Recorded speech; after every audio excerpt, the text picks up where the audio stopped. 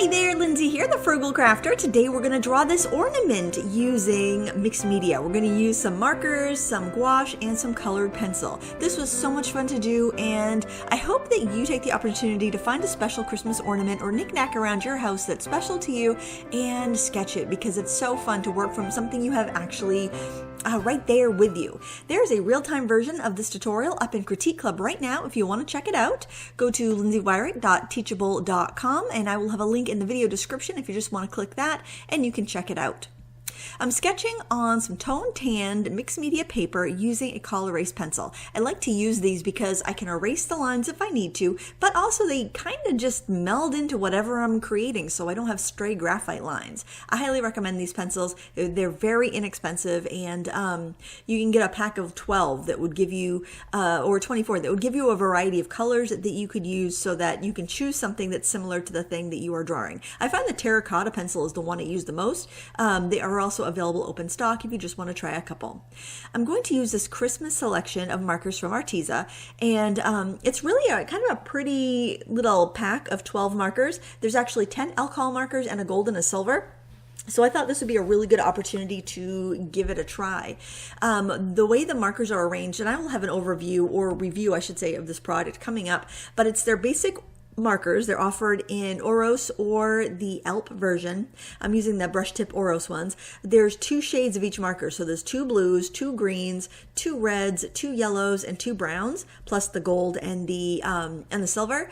And they are not colors that are found in their other sets. So I did double check. They're not exactly like any of the other colors, and the numbers are different. So if you love their markers and you want to add on to your collection, that is a great way to do it. But I sometimes think it's fun to work with a curated palette that someone else has picked. So it's just kind of like, do you remember those watercolor sets, those Prima confection watercolors?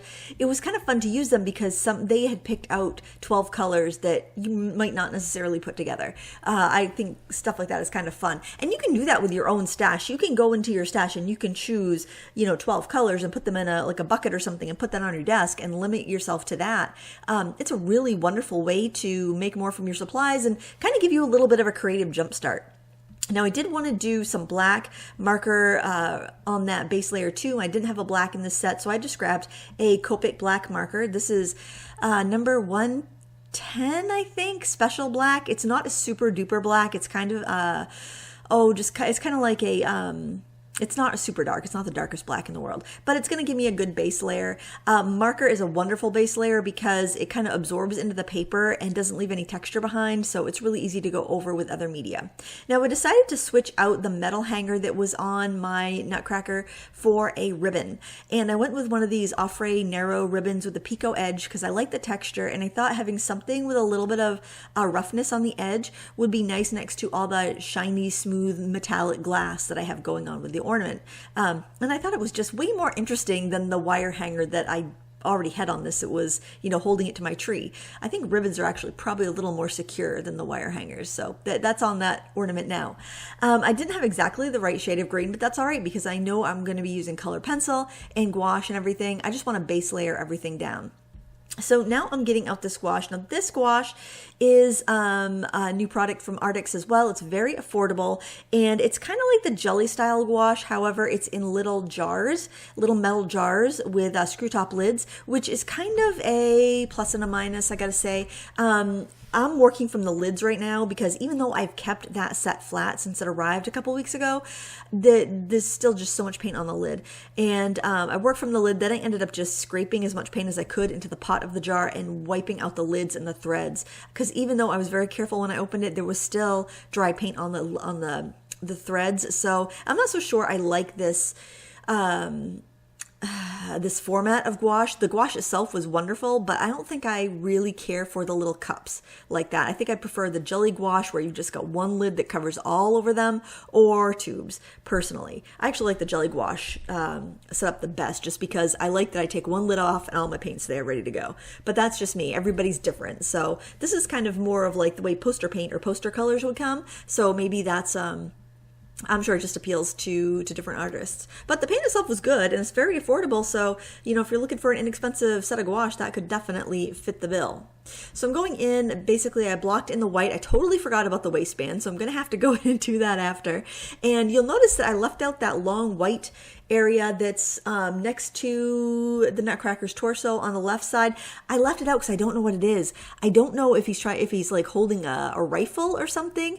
To me, the thing in his hand looks more like a cowbell than a gun stock, so that's what I'm assuming he's ringing a bell, like a Salvation Army bell ringer.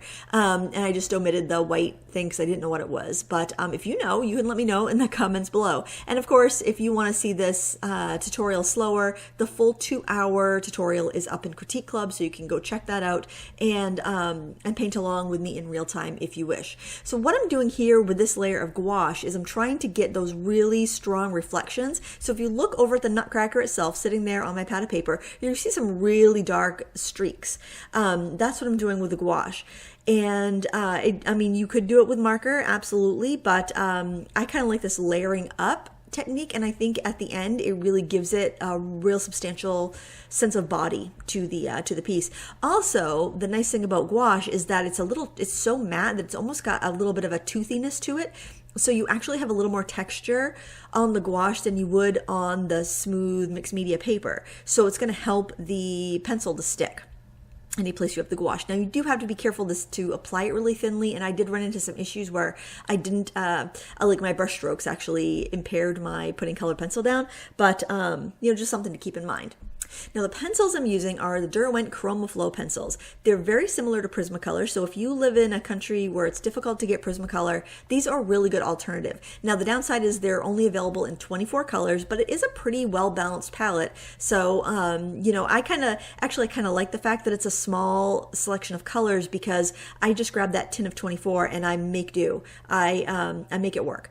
And I do feel like it could have a more robust, strong red, but that's the only thing I really feel like it's lacking. I mean, maybe like more of like a earthy yellow ochre color, because there is a color called Golden Sun that looks like it would be yellow ochre, but it's really more saturated than a yellow ochre. So basically I'm just adding some shadows and some highlights and making that flat marker ribbon really kind of perk up and get a little body. And that's what your shading does. That's what your highlighting does. It takes something from 2D to 3D, in looks anyway, you know what I mean? And I just really like the Chroma Flow pencils because this is a smooth paper, so a hard pencil is not going to deposit that much pigment, so you need a softer pencil in order to get the amount of pigment you'd want on a smoother paper. Prismacolor will work well for this. Derwent Color Soft will work well for this. Any pencil that's soft and gives up a lot of pigment when you color with it will work really well for this. And I mean, that's kind of nice about a smooth paper. If you have a soft pencil, is that you can really get a lot of pigment down and get a smooth effect without a lot of work. Now here I'm putting in the Picot Edges with a sharp green pencil. They're kind of offset from one another, so I'm just looking back and forth at my ribbon, which I know you can't see because I zoomed in, because I figured it would be more important for you to see what I'm doing versus seeing you know, the rest of my table. But just basically drawing those little loops in there, and I'm so glad I went with a ribbon that had that texture on the edge because I feel like it just gives another dimension to this really hard shiny object. I really just like how that came out. I'm really happy with that. I thought about doing that with my marker, but I was just concerned that with that alcohol marker ink, it would just feather a little bit where I was trying to get those thin lines, so I decided against it. And then just a little bit of white in those areas where it's really reflecting on the ribbon. It just helps perk it and make it a little bit more sheeny. Sheeny? Is that a word? It gives it that satin sheen that we want on satin ribbon. So now I'm moving on to the little cap on the top of the ornament. Just going in, basically adding those brassy golds and browns just to give it that fairly authentic look. Gel pen is great for bringing back some of those edges because sometimes with colored pencil and with marker, your edges get a little soft. Like maybe your pencil wasn't super sharp when you drew with it, or maybe it just kind of smudged out of the lines. Going in with a gel pen and putting in a little strategically placed highlight can bring back a sharpness and a crispness. Now here's something that I regret. I regret going with gray for that that swag on the hat. I wish I had gone with gold or red or something else because I just feel like the gray is just too samey with the button on the hat and the little white like trim on the top of the hat. They're just too similar, and I just felt like, that's a missed opportunity. I should have gone with a color there. Maybe blue even. Blue would kind of tie together with the color of the pants. But I was just trying to copy what the ornament was for the most part. And there I'm putting in some not so bright reflections, so they're like kind of like bounced highlights where you get a highlight, but it's not a bright shiny highlight. It's more of like just a reflection of a light area.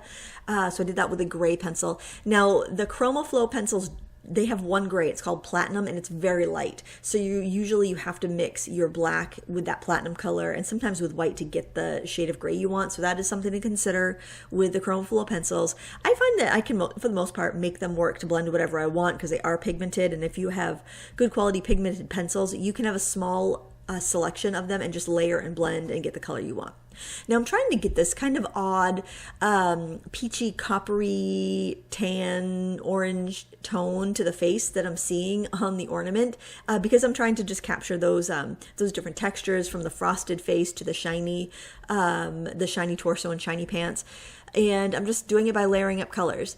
By having that base layer of that light brown, it really lets me nudge it a little bit, and it saves me a lot of work. So working on a toned background is just so lovely. I highly recommend it. If you always work on white paper, see if you can find that paper in a toned paper. Like if you love Strathmore mixed media paper, try the Strathmore mixed media toned papers. A tan is my favorite. They also have a soft gray, green, and blue.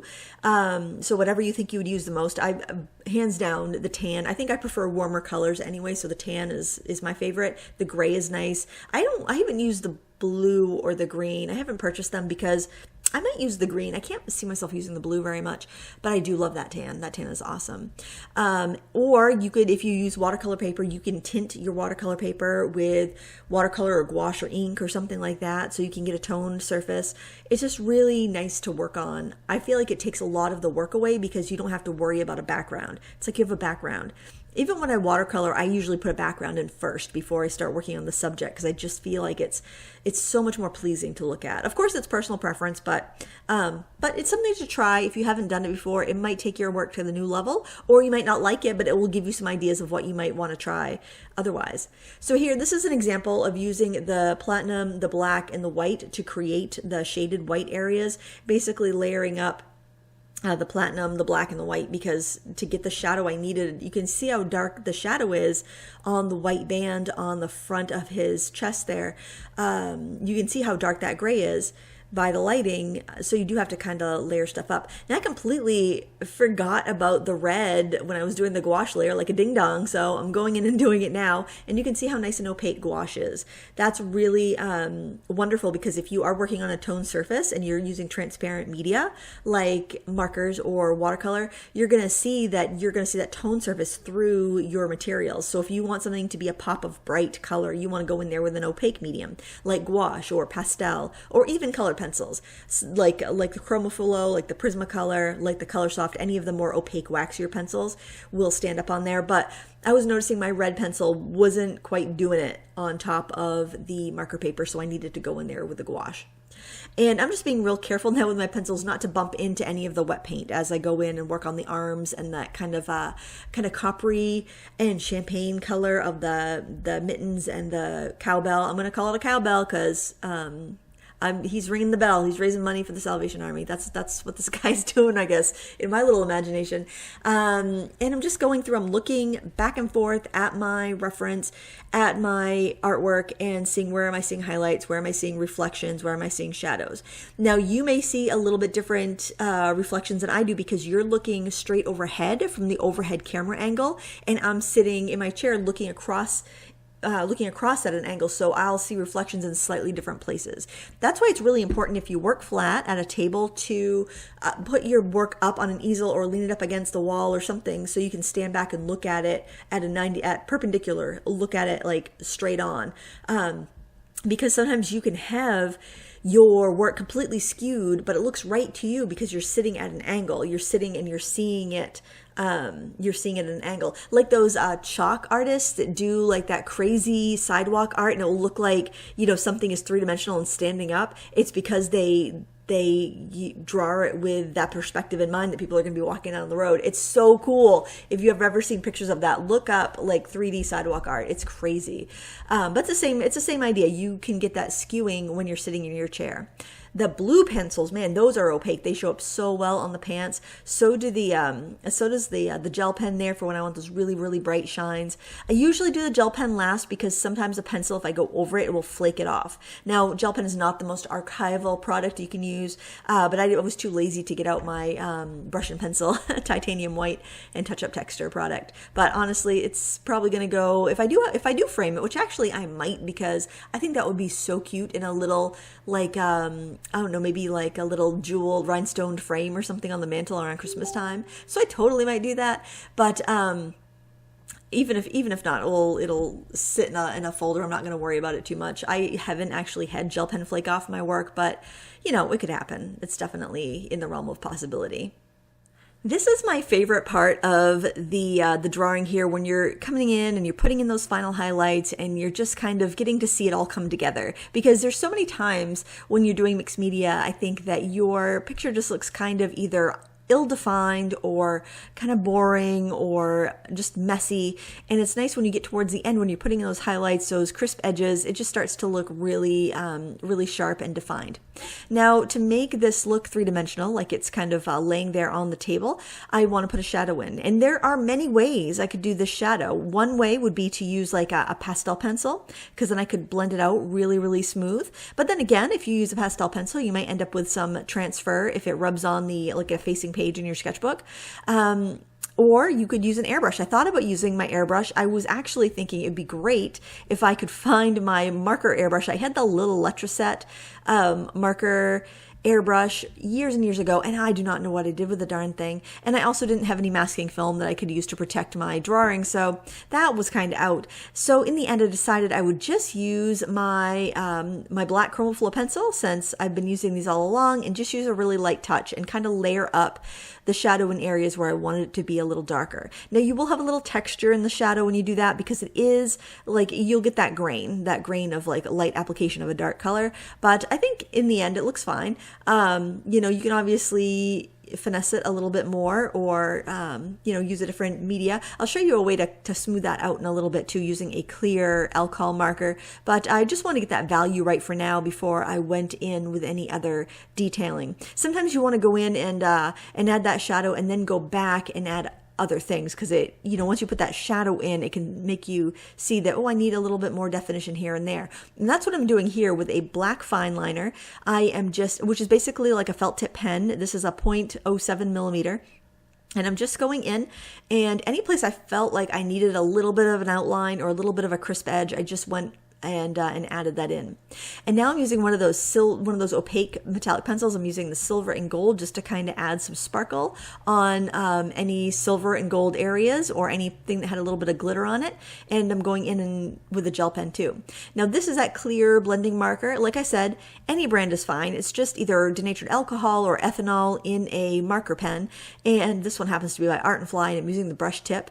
You can also use a chisel tip end for this, and sometimes a chisel will actually do a better job at dissolving your pencil because it's got a little bit more abrasion to it. And there you have it. I'm really pleased with how this came out. It was so fun, and I hope you enjoyed it too. And if you'd like a real-time version of this tutorial, you can find it in Critique Club. There'll be a link in the video description.